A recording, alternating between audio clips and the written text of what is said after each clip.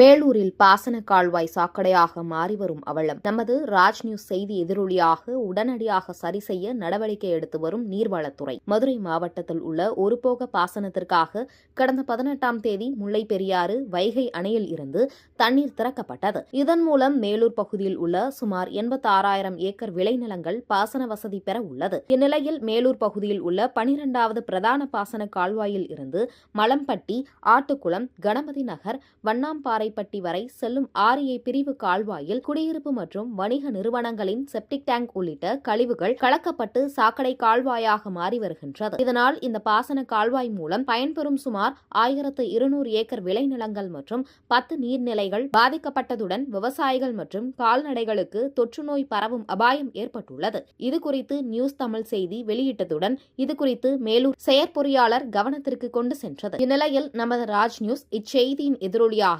இதுகுறித்து ஆய்வு மேற்கொண்ட மேலூர் நீர்வளத்துறை செயற்பொறியாளர் சிவபிரபாகர் பாசன கால்வாய் பகுதியில் கலக்கும் கழிவு நீர்களை அப்புறப்படுத்த அதிகாரிகளுக்கு உத்தரவிட்டதுடன் முதற்கட்டமாக பாசன கால்வாயில் உள்ள கழிவுகளை அப்புறப்படுத்தப்பட்டு நடவடிக்கை மேற்கொண்டனர். இதனைத் தொடர்ந்து JCB இயந்திரம் மூலம் பாசன கால்வாயினை சுத்தப்படுத்தும் பணி மேற்கொள்ளப்பட்டுள்ளது.